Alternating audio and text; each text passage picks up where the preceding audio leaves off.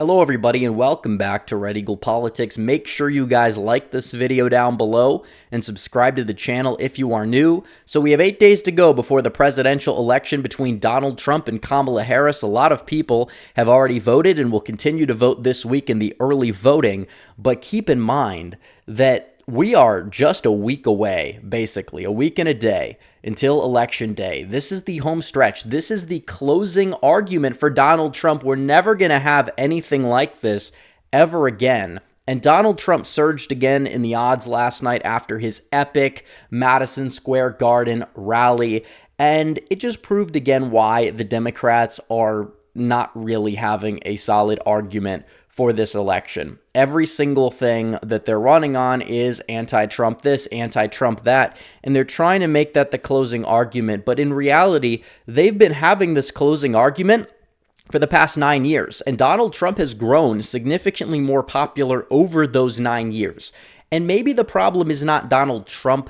Maybe the problem is them. Have they ever really thought of that before? Of course not. And they'll never really accept that or admit that and admit they're on the wrong side of history. That's why they're trying to go out there and just project and say Trump is evil. He held a rally in Madison Square Garden, and they claim because, almost 100 years ago or 85 years ago, there were a group of Nazi sympathizers that held some rally there, that Donald Trump is actually evil because he's holding a rally there. It's like, should we just get rid of Madison Square Garden altogether? Is JFK some sort of Nazi for holding a rally there? What about the New York Knicks or the New York Islanders? What about them? Is Madison Square Garden, you just can't set foot in Madison Square Garden? It's ridiculous. It's like you can't drink water because Hadler drank water or something and Blumfus Hadler or whatever. It's ridiculous. Enough is enough with the nonsense and the lies. And it was a great event. It was a mini RNC last night, and it probably is obviously not going to get the viewership of one. But you had all these speakers. You had Tucker Carlson. He did a great job. Vivek Ramaswamy, Tulsi Gabbard, RFK Jr. Out of nowhere, we had the October surprise, a great speech from none other than Dr. Phil. That was a really, really epic moment there. And you had Melania come out and introduce Trump. You had Elon Musk give a little bit of a speech beforehand. You had all of these speakers. It was an epic night, an epic moment, a very on-message, sticking to the script speech from Trump, but a good speech nonetheless. And that's kind of what you need. You need to make the closing argument down the stretch, and he did it at Madison Square Garden. People are like, why is he going to New York? And it's like, because the, rally, let's say he would do, if he were to go to somewhere in Pennsylvania again, would not have gotten the same level of coverage. The exception is like the Butler rally, which he already did. So he went to Madison Square Garden because this is for him. This is the last dance. That's his home city. You had a lot of people come from all over the country. A lot of people, presumably from Pennsylvania, made the drive a few hours to New York City for it.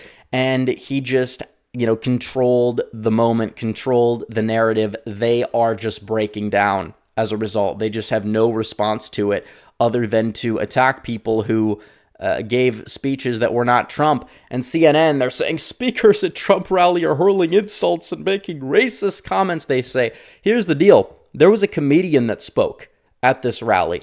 And, you could say, well, maybe they shouldn't have had like an edgy comedian speak because it could cause some headaches or whatever. And I understand that argument. But at the end of the day, these are just jokes. People tell jokes. That's what it is. He told a joke about an island, nothing about race. He told a joke about Puerto Rico, and the liberals are melting down. And they actually think it's going to change the election because some comedian who spoke at an event who spoke about 2.5 hours before Trump did, they're saying, this is horrible. How dare he say this? And it's like, okay, well, he told a joke. He jokes about everyone. Big deal. Have you seen South Park before, or Family Guy, or Rucka Rucka Ali, or any of these other, comedians or comedy shows or whatever? They make fun of everybody. It's the way it goes. And I understand the argument, maybe time and a place. I get that. I understand the optics of, having somebody like that at your closing argument speech. But the fact that they're so upset about this is not going to change voters' minds. We've talked about this. If you are somebody that has thick skin, you're probably going to support Donald Trump. If you're that thin-skinned, you're not going to support Donald Trump. They're dumb enough to believe that a joke at some event from some comedian who's not affiliated with the Trump campaign is going to cause massive defections of Puerto Rican Republicans in Pennsylvania. That's not true. Donald Trump is setting records as we speak with that demographic. That's the bottom line. And if people are offended by a joke or they think it's a bad joke or whatever, then that's, their prerogative, but it's not going to change any votes. And if Democrats waste time running on this, they're going to lose. End of discussion. The left, they've always had this, obsession with woke. It's their drug. It's their cocaine. They can't get off of it.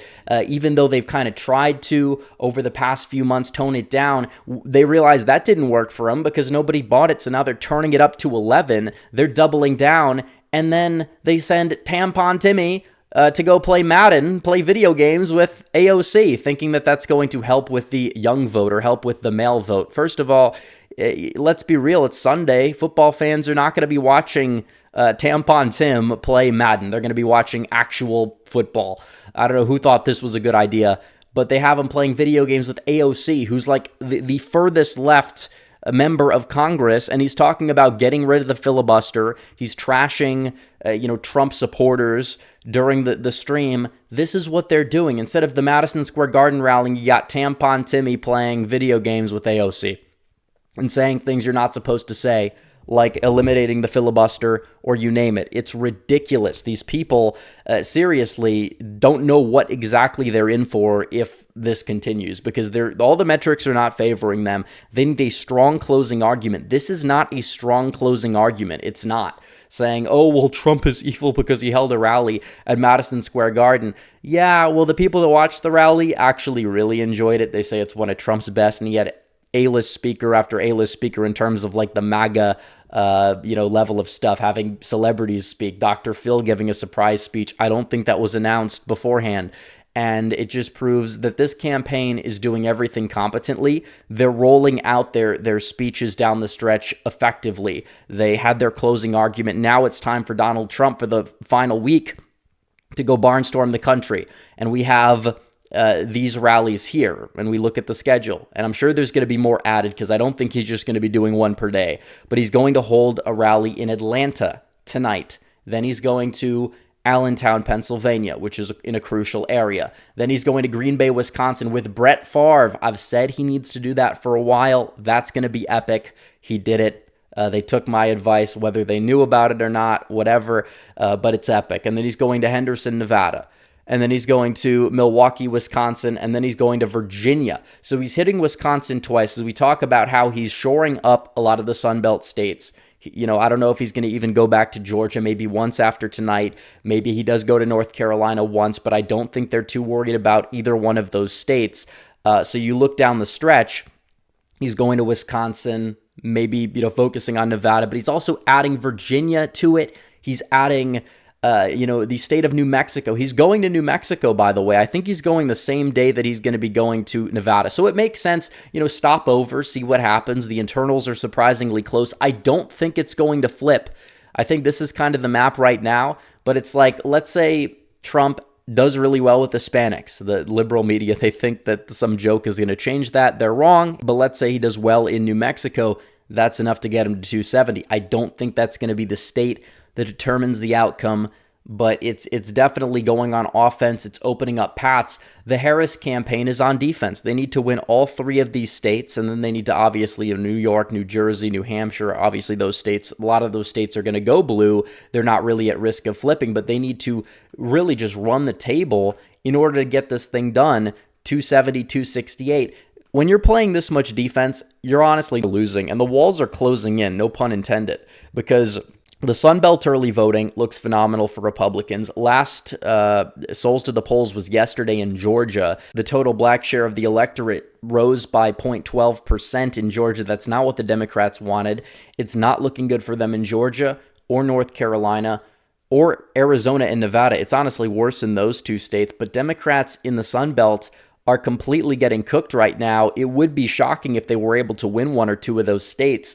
Maybe there's going to be a massive surge late in Nevada, but as for, it stands right now, it's very unlikely. Republicans are still gaining on net in terms of all of these states. That's not what Democrats want. So they have to play defense in Pennsylvania, defense in Michigan, defense in Wisconsin, and they have to do so successfully in all three of those states.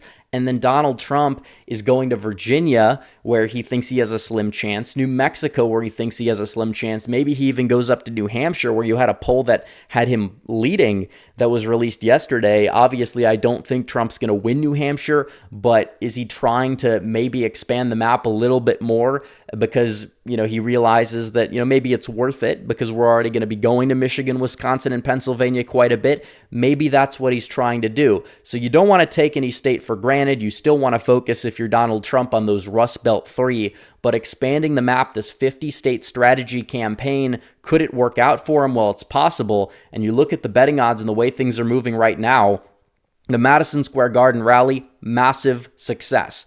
And it's been an epic 4 days for Donald Trump. You had the Joe Rogan podcast. That was a success. It's going to be one of his most viewed podcasts of all time, probably at least number 2 on YouTube by the election. It's got like 34 million views as it stands today. It's basically like, number 3 all time?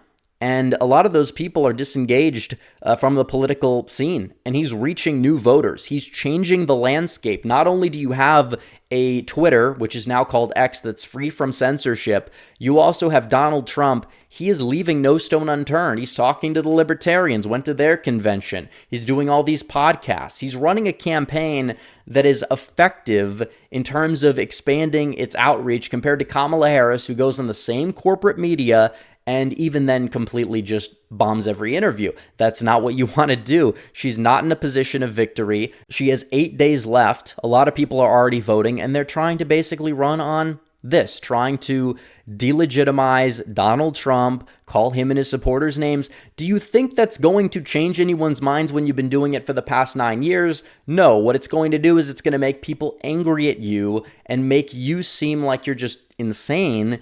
And if anything, you're losing support every time you do this stuff, every single time. And that's why Donald Trump is surging everywhere, and that's why he has a real shot to expand the map this November. But everybody needs to not take anything for granted. They need to get out and vote. They need to get everybody else they know out to vote. Vote early or vote on election day, but make sure you vote. Make a plan. Make a backup plan. It just has to happen, guys. It has to happen. The country is on the line. So anyways, guys, thanks for watching this video. Like this video down below, comment down below, subscribe to the channel, hit the bell for notifications so you never miss another video. Follow me on social media. The links are all in the description down below, and I will see you guys in the next one. Red Eagle, out.